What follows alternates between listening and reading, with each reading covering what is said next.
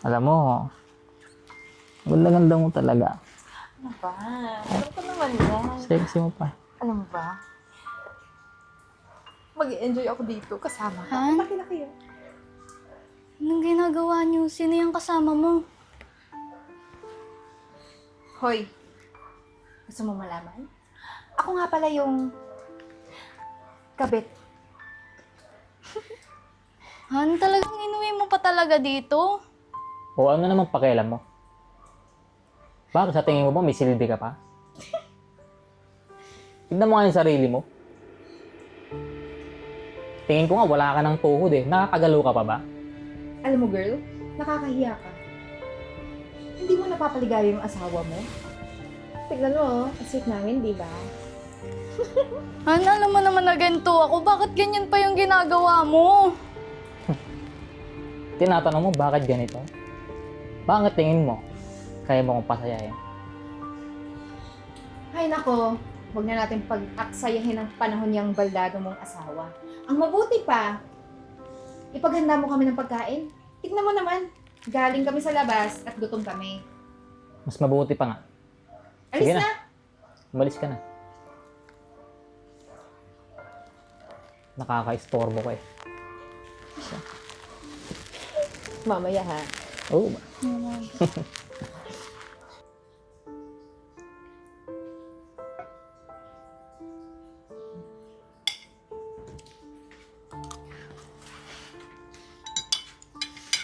Sarap ba? Di ba sabi ko, ipaghanda mo kami ng pagkain? Hindi ko sinabi na kumain ka. Ang kapal naman ng mukha mo.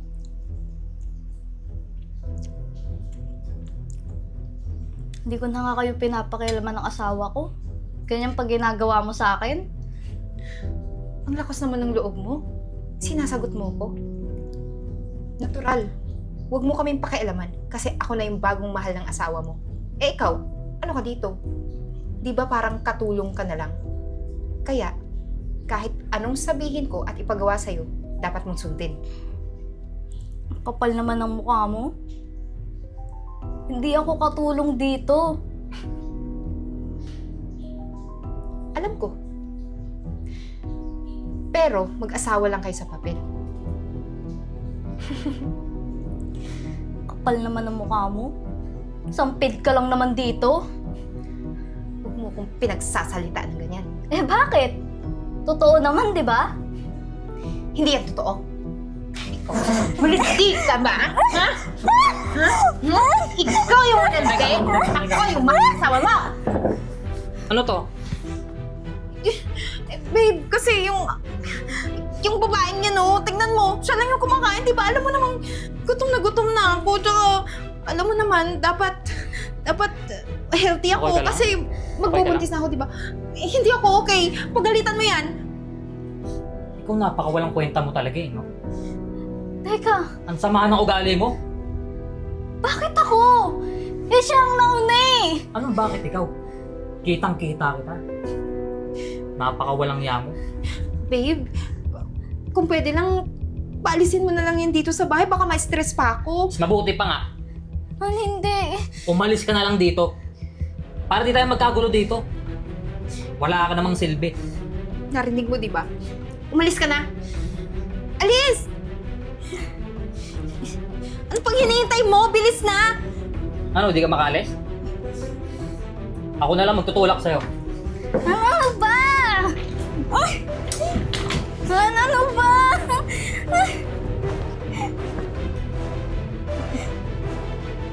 Ano? Di ba hindi ka na mahal? Kasi ako yung sinusunod ng asawa mo. Huwag ka nang makabalik dito ah. Tara.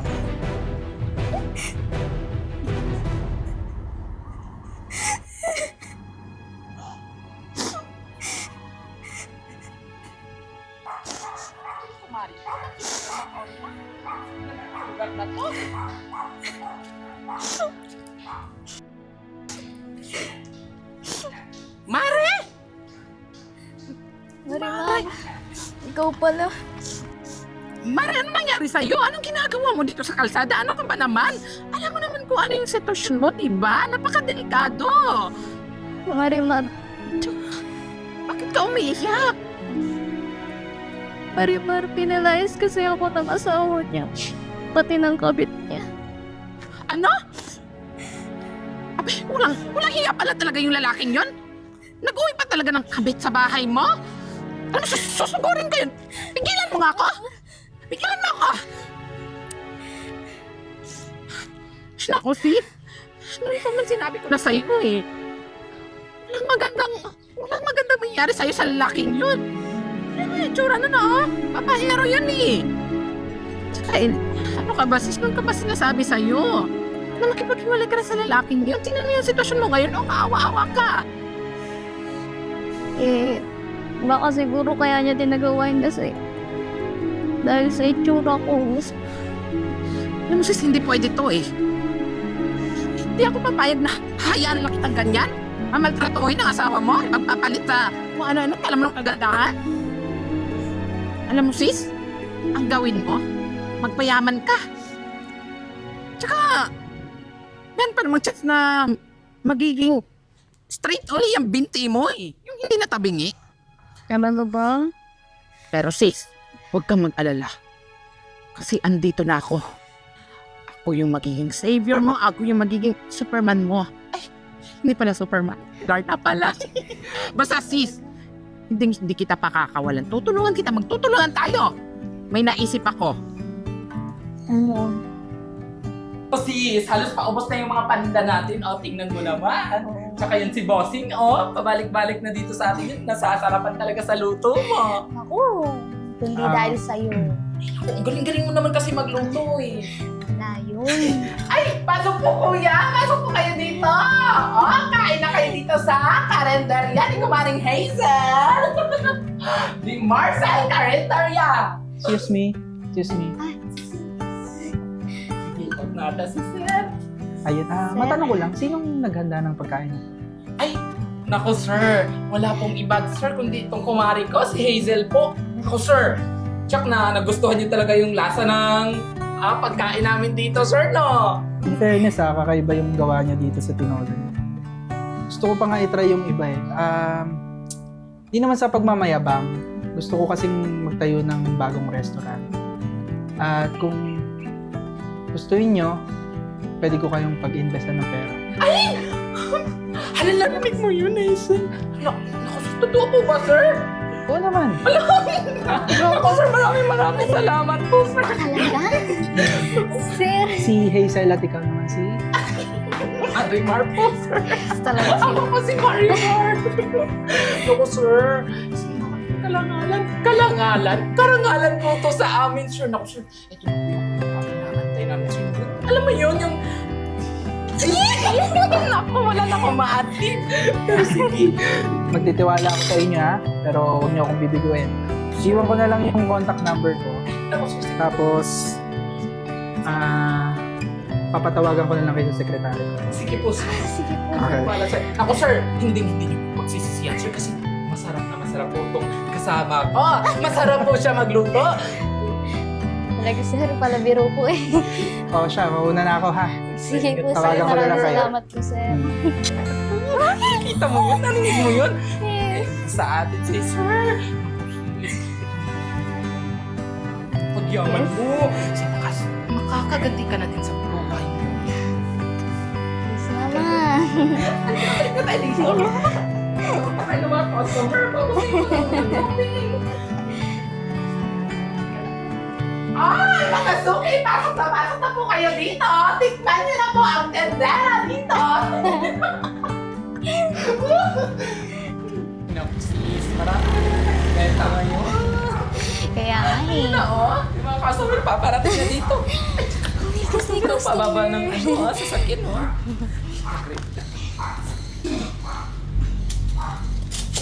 Hello pa! Surprise! Anyways, hindi naman kami magtatagal dito. Gusto lang namin makita yung bali-balita na nagtitinda na kayo. So, totoo. Pero, ano itong mga putahe nyo? Pang mahirap? Ang baho pa? Pwede ba? Huwag kayong mag-iskandalo dito. Ang daming tao, oh. Hoy, di kami nag-iiskandalo. Alam mo bakit andito kami? Kasi ang mga paninda nyo nangangamoy. Hoy! Nakakadiri. Tignan mo nga ano ba yan? Lagayan ba yan? Hoy! Ang kapal naman ang mukha ninyo, no? Akala niyo kung sino kayo, yung mga dugyot na kayo tingnan, no? Ano ka na, kabit ka! Hoy, hindi kami dugyot ha. Kayo ang dugyot. Tignan nyo nga yung lugar nyo dito. Puro karton, puro dumi. Ay, wala kayong alam. Alam niyo ba na ang karinderya namin, isa sa pinakamasarap na karinderya dito? Tumigil ka na. Ang baho kasi. Tsaka ikaw, ang kapal naman ng mukha mo magpakita sa totoong asawa. Actually, wala akong pakialam. Gusto ko lang ipamukha dyan sa babaeng yan na kahit anong ngud-ngud mo, kahit anong wad-wad mo, wala ka na mararating. Kasi tignan mo, oh. Hindi ka na nga makalakad. Wala ka pang kwenta. Talaga? Eh kung wadwadin ko kaya yung ano mo, mukha mo, ha? Sirain Susukan mo mo. yan. Papakulot. Babe, tara na. Masyado nang nangangamoy dito. Hoy, sandali lang. May sasabihin ako sa inyo. Alam nyo, hindi balang araw na kayo yung mananalo, no? Balang araw, itong sesi ko, aangat din sa buhay. At yung lalaking yan, pagsisisihan mo na pinagpalit mo sa pangit ng asawa mo. Di ba sinabi ko, wala na yung pag-asa. Huwag ka na maraming sinasabi. Tara na. Tapon nyo na yan. Gigil ako sa babaeng yun, sisi. Wala tayong magagawa. Hindi naman mawawala ang mga... Sis, may tumatawag ata sa cellphone mo. Ay, ito pala yung cellphone. Ay, sagutin mo, sis. Matawag.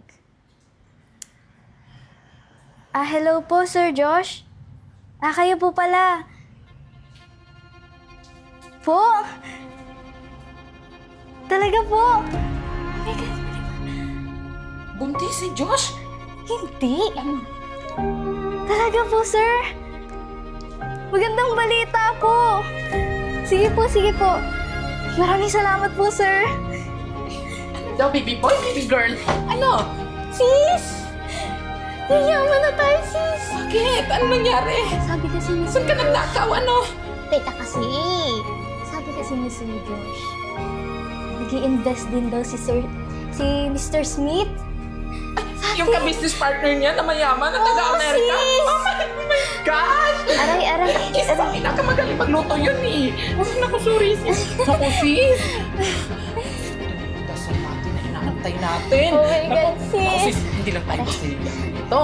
Kasi mapapagamot na natin yung binti mo. Magiging straight na yan, oh! Sino mo? Ang tagal mo. Ang sorry. Ang tagal mo nagtitiis. Ito na yung pinaka-biggest comeback natin, di ba? Yes! Oh my God, Aray. Hindi na ako makapasan sa'yo. Sis, ano ba? Aray ko. Sorry. Sige. Natin yung mga customer. Tara. Sige na, dyan ka muna. Mag-stay-put ka lang dyan. Kasi Sige, kaya naman sis. makatayo. Alam mo, balado ka. Pero sa ngayon lang yan. Kasi balang araw, magiging straight din yung binti mo. Kasi straight ang Sis buhok mo. talaga. Sige na, sige na.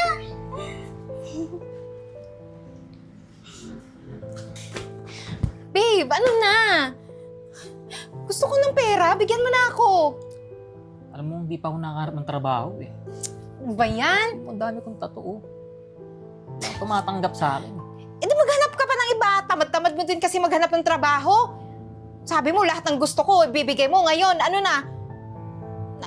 Nabenta ko na nga yung mga alahas ko. Tapos hanggang ngayon, wala pa rin akong alahas na mabibili. Kaya mo, pag ako nakahanap ng trabaho, kukunin natin lahat yun, babalik ko sa'yo. Promise mo yan.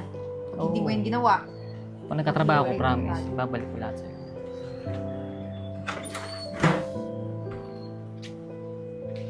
Teka lang. Bakit ka nandito sa bahay namin? Siya yung bakla doon sa karinderya. Oo nga, bakit ka nandito? Walis ka nga dito, baho-baho mo.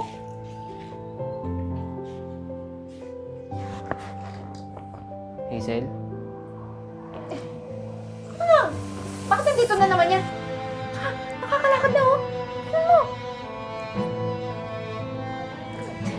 Nandito nga pala ako para bawiin kung ano yung dapat sa akin. Teka. Anong babawiin mo? Itong tinitirhan mo. Wait!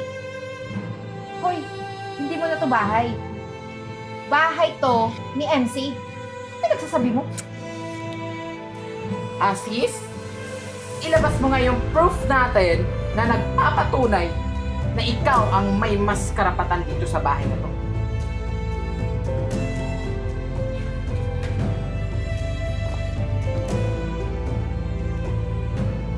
Hoy! Sabi mo bahay mo to! Ba't ako pangalan sa kanya? Oo, pero... Teka, Eden, paano naman magiging sa kanya tong bahay? Eh wala naman yung trabaho. Palamunin lang naman yan ng sesi ko. All this time? Niloko mo pala ako? hindi kita niloloko. Ano ba yan, MC? Paasa ka din eh! Ano gagawin natin ngayon? Alam mo, ikaw kasi Eden, masyado kang makate. Kung sino-sino na lang laking pinapatulan mo kasi mukha kang pera. Ano? Hoy! Huwag ka masyadong magsabi ng kung ano-ano kasi hindi yan totoo. Mahal lang ako na MC talaga. MC, sabi ka na ng totoo. Totoo yun, Eden. Sinabi ko lang sa'yo na akin tong bahay para sumama ka sa akin. Ano ba yan? Ano ba itong pinasukan ko? Hoy, ikaw babae ka. Umalis ka na sa bahay na to at antayin niyo yung kaso ninyong dalawa dahil magdedemanda lang naman si Hazel. Teka lang. Nadamay lang ako kasi tingnan mo, di ba? Umami naman siya na inangkin niya lang to para sumama ko dito. Sorry na, huwag niyo akong kasuhan, huwag niyo akong ipakulong. Damay lang talaga ako dito. Biktima ako dito. Dahil dito sa anak ko. Ikaw pa talaga ngayon yung biktima. Karumal-dumal nga yung pagmumukha mo. Paano ka naging biktima niyan? Tumahimik ka nga. Hazel, sorry na. Sorry na? Ayan. Tanggapin mo yung sarili mong sorry. Sis, parang gusto ko rin sampalin mo yung kabit. Kasi ganun yung nakikita ko sa mga teleserye. Tumigil ka. Sige na, patikimin mo ng isang sampal. Dali. Yung mala ano ha, Maricel Soriano ha. Dali. Gusto mo din? Ha? Yan. Para sa pang-aapi mo sa akin. Ano ba? Paglaban mo ko! Akala ko ba mahal mo ko? Sige na! Uy, Eden, ano? Gusto mo pa talaga ipaglaban ka niya? Ano ka, investigador? Umalis ka na. Makakaalis ka na sa bahay. Ako dito lang. Siyempre, hindi, no? Pati ikaw, umalis na kayo at antayin niyo yung kaso ninyong dalawa dahil makukulong at mabubulong kayo sa kulungan. Pahala ka na dyan. Uy, tayin mo ako. Pahala ka dyan! O sis, umupo ka na. Mahirap na hindi tayong kasya sa camera. Sis, saya ka ba? Saya naman. Kaso, bakit naman natin kailangan gawin sa kanila yun? Ano ka ba? Deserve na deserve naman nila lahat niyan eh. Oh, hawakan mo kamay ko. Ako sis, alam mo ba, hindi naman natin kailangan gumanti. Alam mo, sa buhay, kailangan din natin gawin yon. Kasi hindi naman sila matututo kung hindi natin gagawin yun eh. Ako sis, may iba naman sigurong paraan. Basta ang importante, masaya ka na sa buhay mo ngayon.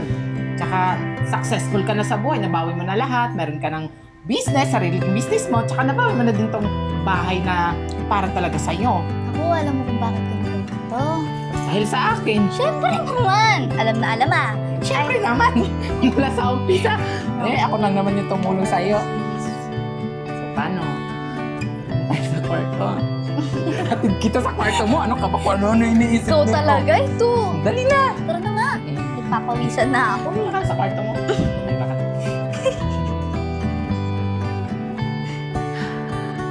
At ngayon, isa na namang kwento ang ating natunghayan sa araw na ito.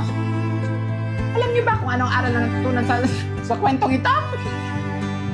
Dapat, huwag po natin lokohin ang ating mga asawa dahil sila po ay pagkain. Maraming salamat po sa patuloy na panonood dito sa POTG Studio Cinemax. Meron pa isa extra. Naway, suportahan niyo po kami ngayon, bukas, at magpakailanman. Sis! Sandali lang, sis. Naiwan ko itong mga papeles. Importante ito. Taba naman.